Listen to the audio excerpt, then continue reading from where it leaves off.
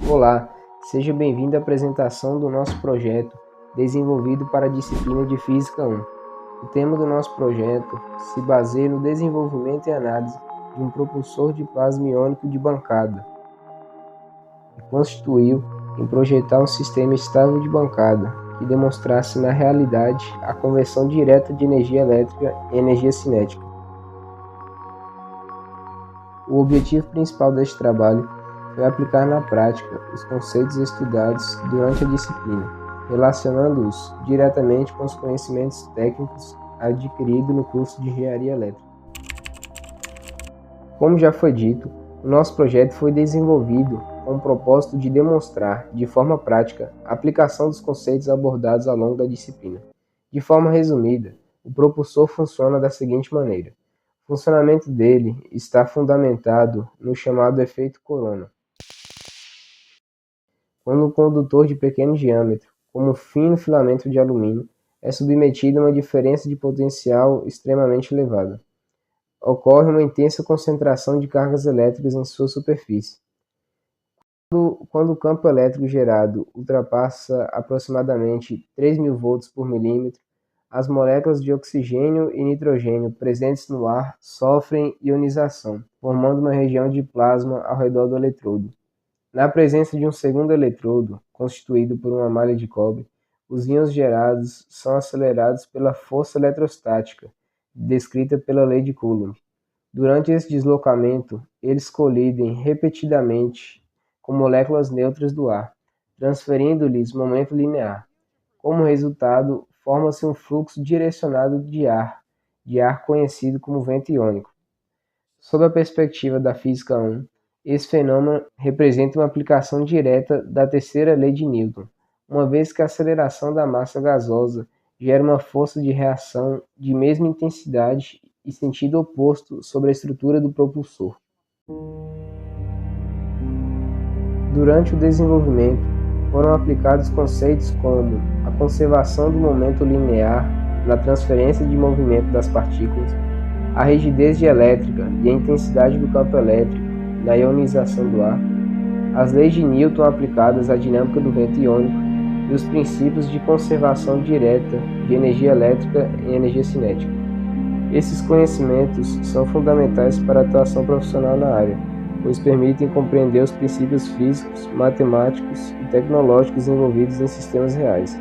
Dessa forma, o projeto não apenas reforçou o aprendizado teórico, mas também proporcionou experiência prática na resolução de problemas, planejamento de atividade, execução de procedimentos e análise de resultados. Inicialmente, foi realizado o planejamento da estrutura e a definição dos componentes necessários para a construção do projeto.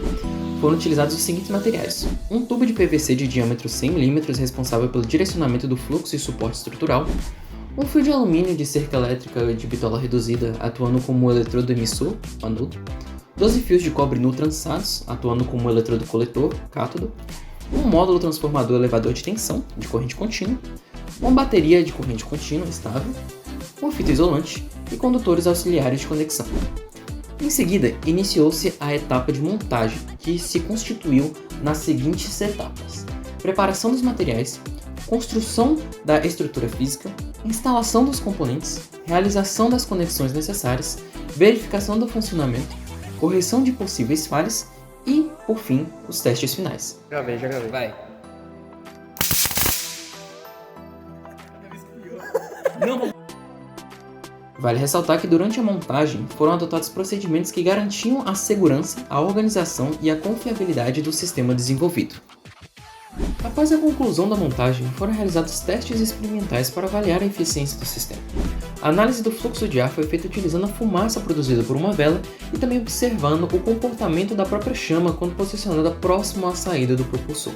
Estes elementos serviram como indicadores visuais da intensidade de vento iônico gerado.